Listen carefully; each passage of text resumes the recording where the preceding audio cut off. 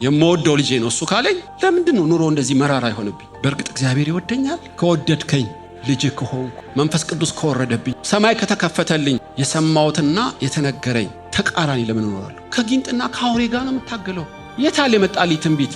የታለ የተጻፈልኝ ቃል ለሚሉ እግዚአብሔር ዛሬ መልእክት አለ። ወደ ዮሐንስ ሰማይና ምድርን የፈጠረ ጌታ መጣ። ደስ ይላል ኢየሱስ አብሯችሁ ሲሆን። እዚህ እንኳን ታላላቅ ሰዎች አብረውኝ ሲሆኑ ደስ አለኝ በእውነት። ኢየሱስ ሲገኝማ በሉት በአካል እሱ ብቻ አይደለም። በዮሐንስ አገልግሎት ሰማይ ተቀደዱ የሚለው ቃል ራሱ በጣም ይገርመኛል። እስጢፋኖስም ይሄን አይተዋል። መንፈስ ቅዱስ በርግብ አምሳል ሲወርዳየው እና ድምጽ መጣ፣ የምወደው ልጄ እሱ ነው የሚል። ያ ሁሉ እኮ ለኢየሱስ አይደለም በእውነት። እሱማ አምላክ ነው። መንፈስ ቅዱስም ታውቃላችሁ አምላክ ነው። ግን ዮሐንስን አገልግሎት ለማክበር በዙሪያው ላሉት ነው ይሄ ድምጽ የመጣው። እና በሰማይ አምላክ ምድረ በዳ ላይ ያለ አንበጣ የበላ ግመል የለበሰ የገዳም ሰው ቢመስላችሁም እግዚአብሔር ግን በመገኘቱ ማህተም አድርጎለታል። ትልቅ ክብር ነው። እና ለምንድን ነው የተገኘው? በዮሐንስ አገልግሎት ሙሉ ለሙሉ ልብሱ ተልኮ ነው፣ ኑሮው ተልኮ ነው። ንስሐ ግቡ እያለ ለተላከበት ተልኮ እንጂ ለራሱ አይኖርም። ታውቃላችሁ ብዙዎች የራሳቸውን ይፈልጋሉ፣ የኢየሱስን አይደለም። ጢሞቴዎስ ግን የኢየሱስን የሚፈልገው ብሎ ጽፎለታል ጳውሎስ። ሁለት ሰዎችን ሁሉ ወደ ክርስቶስ የሚመራ ነው። አሁን ደግሞ ብዙዎች አገልጋዮች ሰዎችን ወደ ራሳቸው ነው የሚመሩት። ታውቃላችሁ ዮሐንስ እንደዛ አይደለም። ፎቶ ይለጥፉ አይልህም፣ ማስታወቂያ ስራ አይልህም። በአሁኑ ዘመን ያሉት አገልጋዮች ቢሆኑ እላለሁ ሰማይ ሲከፈት ካሜራ ቀረጽልኝ ነው የሚሉት። አየህ እርግብ ሲወርድስ የአገልግሎታቸው መግቢያ ነው የሚሆነው። ዮሐንስ እንደዚህ ያለ ማንነት የለውም። ያ ሁሉ ክብር ያ ሁሉ ጸጋ ሰውን ወደ ክርስቶስ ለመምራት እንጂ ወደ እሱ ለመምራት አይደለም። ታውቃላችሁ ቁጥራቸው እየቀነሰ ነው እንዲህ ያሉ አገልጋዮች። ከተልኮ ቁጥር 1 ነው። ሰዎች ሁሉ ወደ ክርስቶስ እንደ መሪ ጌታዎች ናቸው፣ ወደ ኢየሱስ የሚመሩ ናቸው ማለት ነው። ሶስተኛ ለተልኮ ዋጋ የሚከፍል ነው።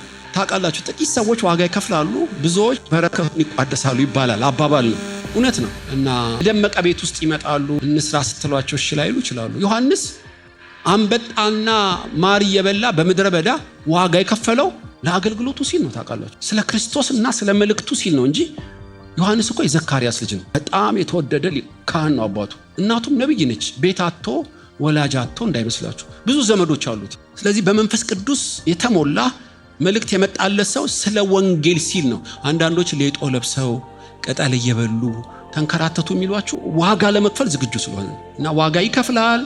በልቡ ያለው ምኞት ሰው ሁሉ ወደ ክርስቶስ እንዲመጣ ነው። እና ዮሐንስ ራሱን ለተልኮ የሰጠ ሰው ነው። በዚህ ምክንያት ዮሐንስ ባለበት ኢየሱስ አለ፣ መንፈስ ቅዱስ አለ፣ ሰማያዊ ድምጽ አለ፣ የሰማይ መከፈት አለ ማለት ነው። ቀጥታ ከብዙ በረከት ከሰማይ መከፈት በኋላ የሆነው ወዲያው ብዙ ሳይቆይ መንፈስ ወደ ምድረ በዳ አወጣው። በምድረ በዳም ከሰይጣን እየተፈተነ 40 ቀን ሰነበተ። ከአራዊት ጋር ነበር። የተነገረው ሌላ የሚሆነው ሌላ። ምድረ በዳ ማለት ጊንጥና እባብ ነብርና አንበሳ ባለበት ኢየሱስ ወደዛ ተላከ ማለት ነው። ለ40 ቀን አውሬ ጋር ነበር። ይገርማችኋል።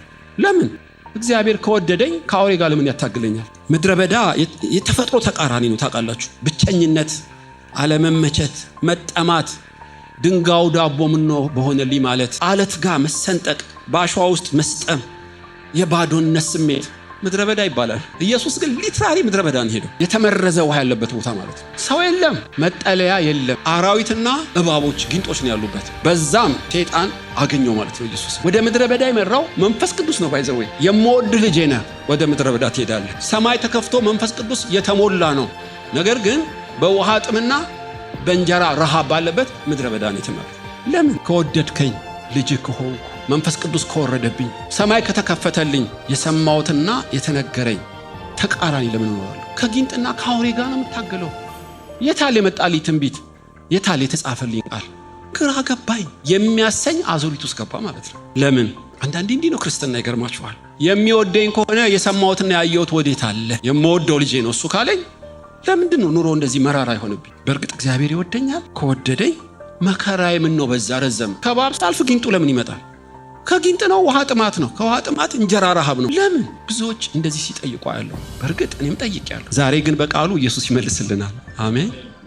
የሚወደኝ ከሆነ መከራዬ ለምን በዛ? የሰማሁትና ያየሁት ነገር የተነገረኝ ወዴት አለ ለሚሉ እግዚአብሔር ዛሬ መልእክት አለው። ታውቃላችሁ ማርያም ትውልድ ሁሉ ብፅዕት ይልሻል። አሜን። አንቺም የወለደው ልዑል የእግዚአብሔር ልጅ ነው። አሜን። ለመንግስቱ ፍጻሜ የለውም። አሜን። አቤት ከዚህ በኋላ ምን ትጠብቃለህ? ሺህ በክንፉ ሺህ በአክናፉ መላእክት ቦዲጋርድ ይመጣል። ማርያም በአየር ላይ ነው የምትሄደው የሚመስልህ አይደለም። ቀጥታ ወደ ግርግም መውለጃ እንኳን ሆስፒታል አይገኝም። ቀጥታስ ወደ ግብጽ ትሄጃለሽ። መታረስ የለም፣ ገንፎ የለም፣ አጥሚት የለም። ቀጥታ ይሄጂ። የተነገረ ሌላ የሚሆነው ሌላ። የማይሞት ዘላለማዊ ንጉስ ነው። ምስማር ይቀረቅሩለታል ልጇ ላይ፣ ጅራፍ በጀርባው ላይ። ድብልቅልቅ ነው የሚልብህ። ከእግዚአብሔር ነው ከሰይጣን የሰማሁት ምትል። ልክ እንደዚሁ ነው በኢየሱስ ህይወት ውስጥ ይሆን። ማርና ወተት ወደምታፈሰው ምድር ሙሴ ህዝቡን ይዘህ ትወጣለህ። አሜን አሉ። ሲወጡ ምድረ በዳ። የታለ ማሩ? የታለ ወተቱ? የግብጽ በተሃ ዱባ ይሻለን ነበር፣ የተቃጠለ ምድረ በዳ አምጥተን አሉት። እንደዚህ ነው አንዳንዴ የተነገረ ሌላ፣ የምታልፈው ምድረ በዳ ሌላ። ያዕቆብም ህልም አለመ። ሰማይ ተከፍተው መልአክ ሲወጡና ሲወርዱ በመሰላል ላይ ያየ። በመሰላሉም ጫፍ እግዚአብሔር ነበር። ያዕቆብ በአንተ አሕዛብ ይባረካሉ፣ እምወድህ ባሪያዬ አይዞ። የእግዚአብሔር ደጅ መሰለው፣ መንግስተ ሰማይ ገባ እስኪመስልህ። ከዚህ በኋላማ ያዕቆብ በቃ ማን ወንድ ነው ጫፌን የሚነካው? ህመም ነው የለም ክጀዋለሁ፣ ድህነት ነው አይደርስብኝም ነው የምትለው። ግን ላባ ተቀበለው። ብራዘር እንደ ጌሾ ገና ትወቀታል። 10 ደሞዝ የሚቀያየር አደገኛ እጅ ቁጭ አለ። አታምኑም? 20 ዓመት ሲኖር አንድ ቀን ስጋ የበግ ስጋ በልቶ አያውቅም። ቀን ባህሩ ሌሊት በቁር ተበላው። 20 ዓመት ሙሉ በቤትህ እንዲነበሩ አምላክ የተገለጠለት 20 ዓመት የተጸለየለት እናቱ ማህፀን ሆኖ እምወደው ታናሹ ነው የተባለለት ስትተረትረው ሌላ ነው። ዛሬ ሞጋሽ ጥያቄ ያለኝ የሚወደኝ ከሆነ መከራዬ ለምን በዛ? የመከራችን ምክንያቶችን ነው የምነግራችሁ። እንደ እግዚአብሔር እንደ ክርስቶስ በምድር ስንኖር መከራ የሚያገኘን ለምንድን ነው? እየወደደን የማንፈልገው ምድረ በዳ ለምን እንዳለን? ለእግዚአብሔር መለየትህን ሰይጣን ስለማይፈልግ ነው። ቁጥር 1 ከ30 ዓመት በፊት እንዲህ ያለ ከአውሬ ጋር ታግሎ ሲቀባ ሲጠመቅ ለአገልግሎት ሲለይ አገልግሎቱን ሀ ብሎ ሲጀምር አጋንንቶች ተጠራሩ። መከራ የሚያመጣብህ ቅባት ነው፣ መለየትህ ነው፣ ለእግዚአብሔር ሐሳብ መወሰን ነው። አጋንንቶች ፍልሚያ ውስጥ ይገባሉ። ያኔ ማጠጭ እየጠጣ ቁማር እየተጫወትክ አይነኩ። ለአምላክ ስራ ስትለይ ይሰበሰቡብሃል። ኢየሱስ ከኃጢአት ውጪ እንደኛው ሰው ነው። ታውቃላችሁ፣ ፈጽሞ ኃጢአት የሌለበት ነው። ግን የአምላክ ሰዓት እስኪደርስ ድረስ በጸጥታ ነበረ። በይፋ አገልግሎቱን ሲጀምር ተጠራሩ። ጅኒዎች፣ አውሬዎችና ጊንጦች ተጠራሩ። አምላክ ቢሆንም እንደ ሰው ቢታገሉት ተሰበሰቡ ማለት ነው። ለምንድን ነው መከራ የሚበዛብህ? መጠመቅህ ነዋ። ለአገልግሎት መለየትህ ነዋ። መንፈስ ቅዱስ ስለወረደብህ ነዋ። ቃል ስለመጣልህ ነዋ። ቃል የሌለበትን አይነካውም። መንፈስ ያልሞላበትንስ እሱም አይነሱ ነው አይነካውም።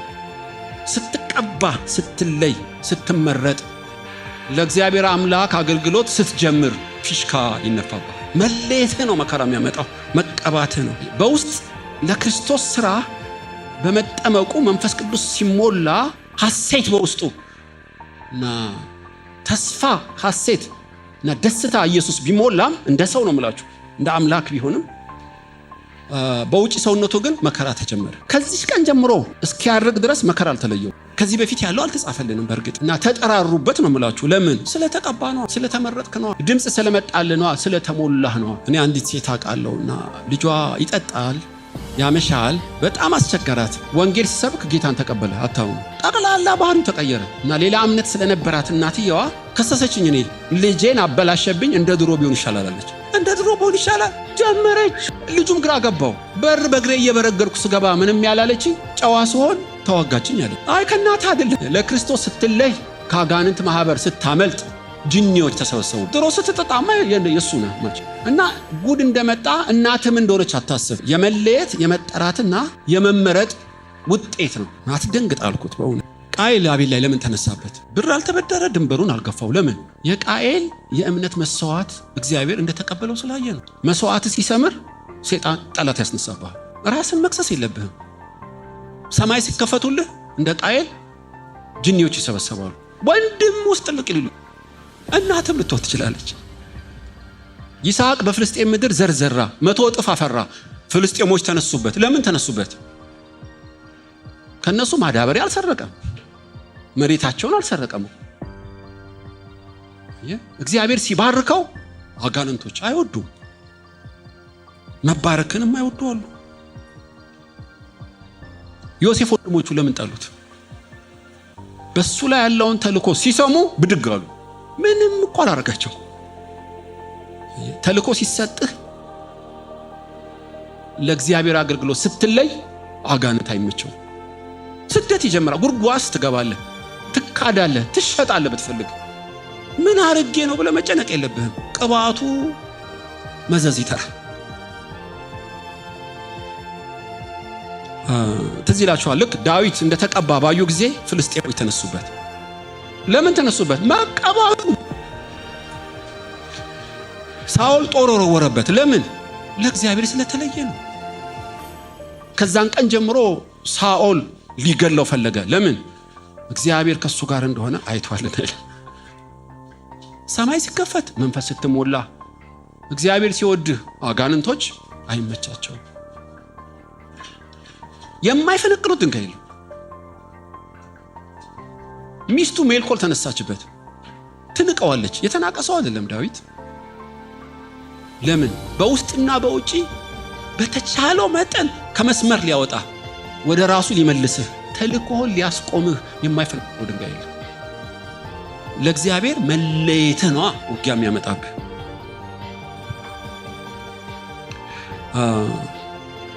ዮናታን አባት ሊገለኝ ይፈልጋል፣ እኔ ምን አርጌያለሁ አለው።